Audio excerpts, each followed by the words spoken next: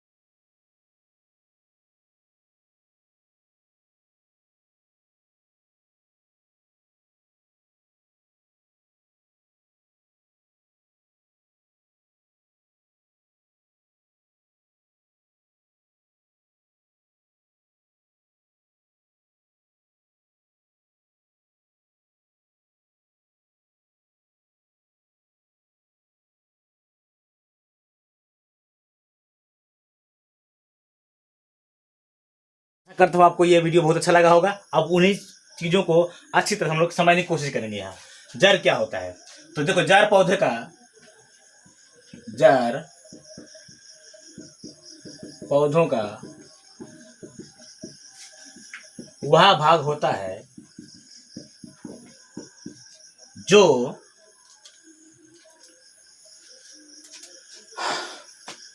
पौधों को बीजों के अंकुरण के समय मूलांकुर से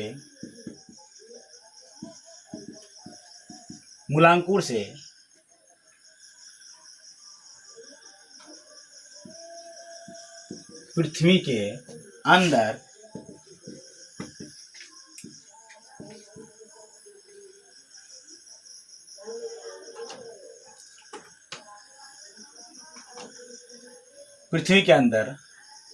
वृद्धि करते हैं एवं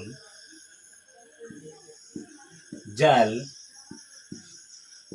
खनिज, लवण अवशोषित कर पौधों की वृद्धि करते हैं एवं खड़ा होने में मदद करते हैं। एक सिंपल सा परिभाषा है। जड़ पौधों का वह भाग होता है जो बीजों के अंकुरण के समय, है ना, मूलांकुर से पृथ्वी के अंदर वृद्धि करते हैं एवं जल, खनिज, लवण अवशोषित कर पौधों में वृद्धि करते हैं और उन्हें सहारा देने का काम करते हैं। ठीक है, अब देखिए इसका विकास कहाँ से, पूछता सवाल कि सभी जड़ों का विकास पौधों में, है ना, कैसे होता है। तो यहाँ पर बीज के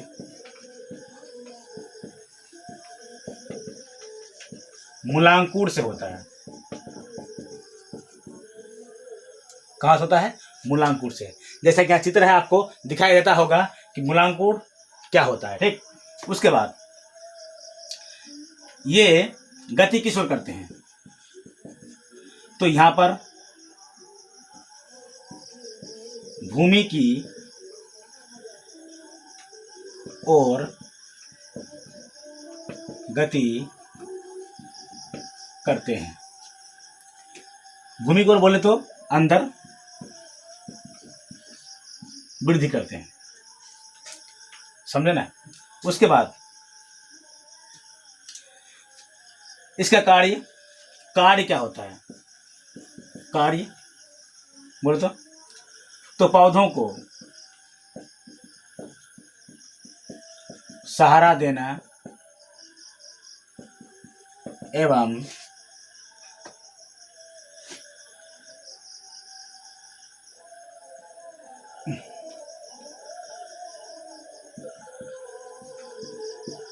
मजबूती प्रदान करते हैं। तो ये पौधों को सहारा भी देता है और ये मजबूती प्रदान करता है, समझे ना। ठीक है,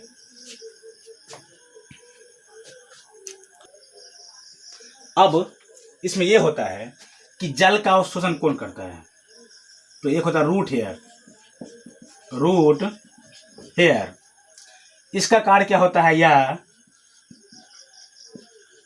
जल का अवशोषण करते हैं।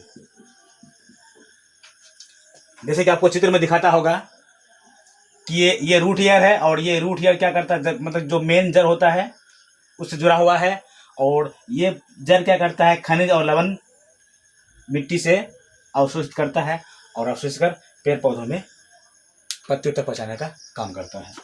चलिए, उसके बाद यदि आप पौधे लगाते हैं, क्या लगाते हैं, पौधे लगाते हैं, तो कभी कभी क्या होता है, वो पौधा क्या मर जाता है। तो इसका मरने के कारण ये होता है कि इस पौधों में जो पौधा है ना दिया, उस पौधे में क्या होता है कि ये रूट हेयर है ना, ये जुड़ा हुआ है, ये वाला, ये रूट हेयर टूट जाने की वजह से, समझे ना दोस्तों, ये रूट हेयर है, ये वाला, ये है रूट हेयर, रूट हेयर। तो रूट हेयर टूट जाने की वजह से वो पौधों में क्या होता है, जल का अवशोषण नहीं हो पाता है, जिसके कारण ये क्या होता है, मर जाता है। समझ में आया ना? ठीक है। अब देखिए, एक होता है रूट कैप। क्या होता है? Root cap. जैसा कि आपको चित्र में दिखाता होगा, रूट कैप। तो ये रूट कैप, ये जड़ है इस तरह से, ये देखिए जड़ है, और ये आप जानते ही होंगे रूट हेयर है। ये क्या, ये रूट हेयर है, रूट हेयर है।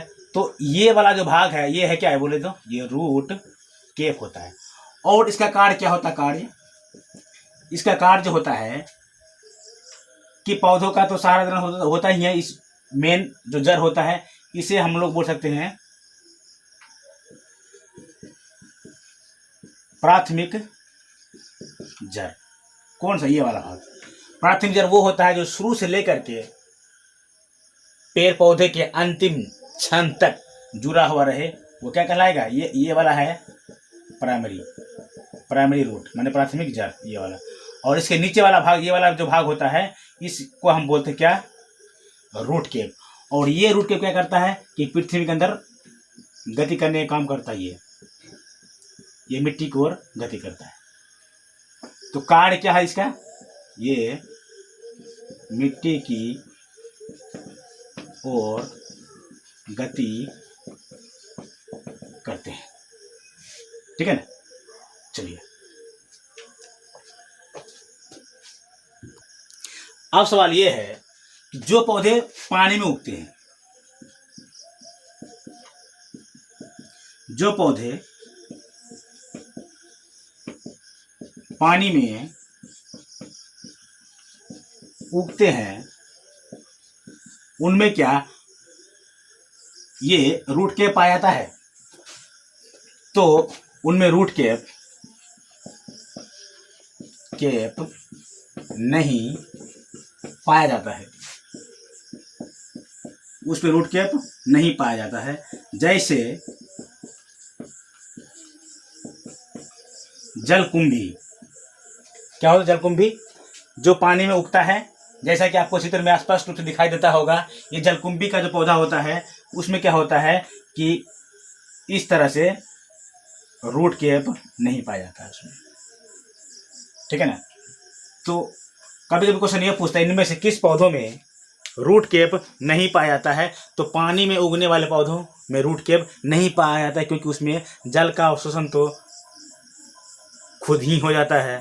तो जब जल का अवशोषण खुद हो जाए तो उसमें मिट्टी की जरूरत नहीं होता है। जब मिट्टी की जरूरत नहीं होगी तो उसमें क्या होगा, रूट कैप नहीं पाया जाएगा। तो जल में उगने वाले पौधों में रूट कैप नहीं होता। ठीक है ना? चलिए, अब हम लोग समझने की कोशिश करेंगे टाइप्स ऑफ रूट। जड़ कितने प्रकार के होते हैं? तो मेनली जड़ तो बहुत तरह होता है, लेकिन समझने के लिए हम लोग समझेंगे कि जड़ जो होता है ये 5 प्रकार का है। ठीक है? मूसला जड़, परजीवी जड़, अधिपात जड़, आरोही जड़ और उपास्थानिक जड़। ये 4 प्रकार के जड़ को हम लोग आज अच्छी तरह से जानेंगे। ये मूसला जड़ क्या होता है?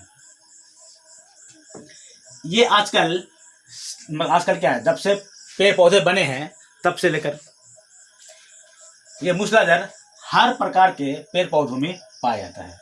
मतलब इसे बोल सकते हैं सभी पेड़ पौधों में पाए जाते हैं। इसे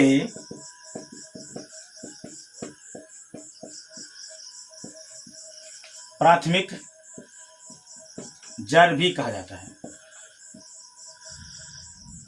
प्राथमिक जड़ भी कहा जाता है। फिर यह पौधों को खड़ा रखने का काम करता है। यह बिल्कुल सीधा होता है। ये मिट्टी का भाग हो गया ऊपर का, और ये अंदर वाला भाग हो गया। यह बिल्कुल सीधा होता है, समझे ना।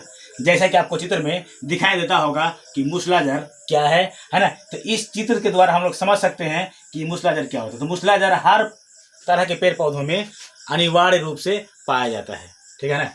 उसके बाद अब हम लोग समझेंगे परजीवी जड़ क्या होता है। देखो परजीवी जड़ के बारे में हम लोग समझने से पहले जान लेते हैं परजीवी जड़ है क्या चीज। देखो परजीवी जड़, ये जड़ जमीन के अंदर ना जाकर किसी पेड़ पौधों के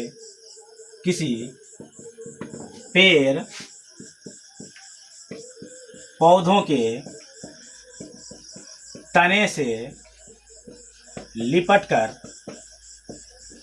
अपना वृद्धि विकास करते हैं। इन्हीं पर ये पौधे आश्रित रहते हैं। जैसे अमरबेल, जैसे क्या होगा अमरबेल, ठीक है। अमरबेल का पौधा क्या होता है, किसी दूसरे पौधे के पेड़ पौधे के ऊपर क्या होता है, लिपटा होता है, बिल्कुल तार के जैसा, धागा के जैसा, बिल्कुल पीला पीला दिखाई देता होगा आपको। इस अमरबेल में क्या होता है कि क्लोरोफिल नहीं पाया जाता है, ठीक है ना दोस्तों। तो जैसा कि आपको चित्र में दिखाई देता होगा अमरबेल वो पौधा होता है जो किसी न किसी दूसरे पेड़ पौधे के ऊपर में आश्रित रहता है। आपने बहुत सारा पेड़ पौधे देखा होगा जिसके ऊपर पीला पीला जालीनुमा तार के जैसा बिल्कुल लिपटा हुआ रहता है, तो वो कुछ नहीं है दोस्तों, वो अमरबेल है, ठीक है ना, अमरबेल। उसके बाद हम समझेंगे अधिपाद जड़ क्या होगा। अधिपाद जड़, देखो दोस्तों यहाँ पे अधिपाद जड़ क्या, ये अधिपाद जड़ है। तो वैसा जड़ लिख सकते हैं यहाँ पर, वैसा जड़ जो किसी पेड़ के ऊपर है ना लग जाता हो और अपना श्वसन क्रिया वायुमंडल से करता हो तो क्या कहलाएगा, अधिपाद जड़ कहलाएगा। जैसे आपको चित्र में दिखाई देता होगा आर्कटिक, क्या आर्कटिक आर्किड है, आर्किड का पौधा, आर्किड का पौधा।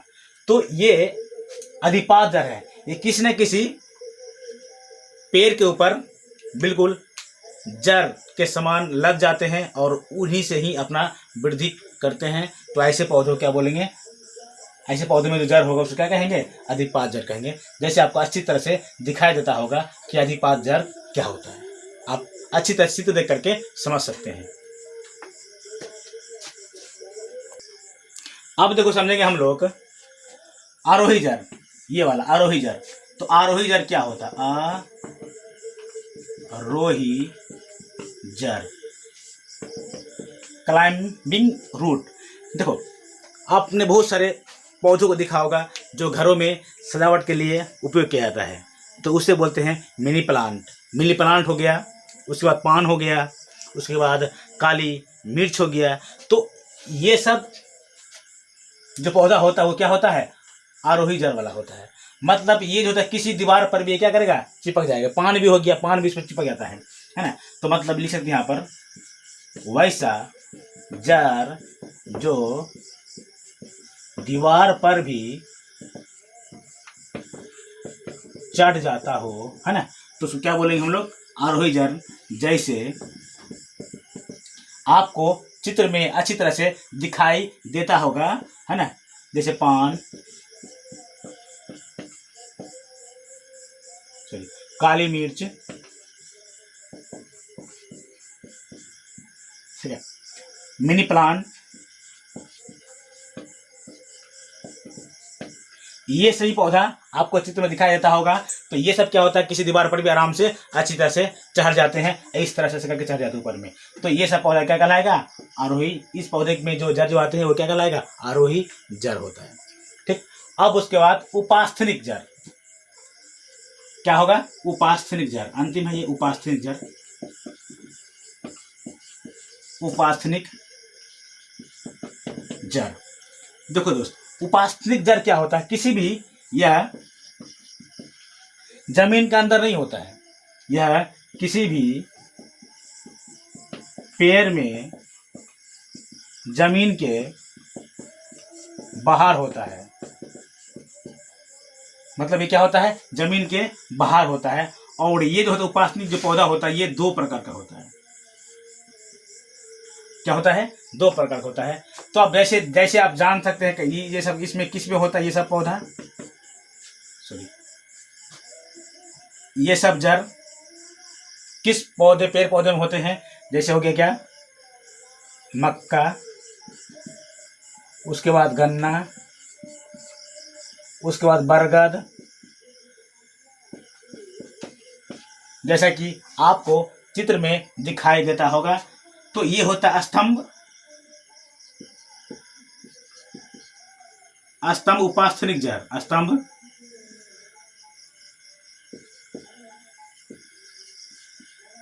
उपास्थनिक जड़। ठीक। मतलब ये जड़ जो होता है ना,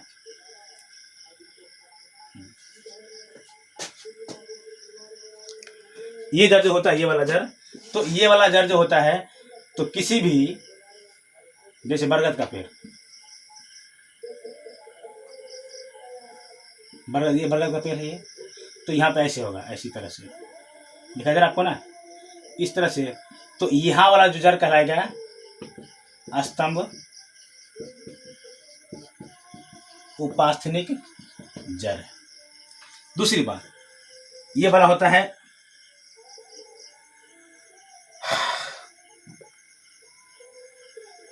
अवस्थम्भ जड़। अवस्थम्भ जड़। ये क्या होगा? ये भी पौधे के ऊपर में ही होगा, पेड़ पौधे के ऊपर में ही होता है। लेकिन ये क्या होगा? ये हल्का सा पौधा है ना, तो हल्का सा क्या होगा? कार्ब जैसा होगा। जैसा कि चित्र में आपको दिखाई देता होगा, क्या? गन्ना, मक्का। तो सोचने वाली बात है कि इन सब जड़ों में ये उपास्थनिक जड़ क्यों होता है? क्योंकि ये सब ऐसा पेड़ पौधा होता है, जब ये बड़ा हो जाता है, जिसमें फल वगैरह लगने लगता है, या फिर इसका जो होता है आकार बहुत बड़ा हो जाता है, तो ऑटोमेटिक ये प्रकृति की देन है कि इन सब में इसी के द्वारा सुरक्षा प्रदान किया है, ताकि ये पेड़ पौधा आंधी में, तूफान में, है ना, गिरे नहीं। ठीक है। अब कुछ मॉडिफाइड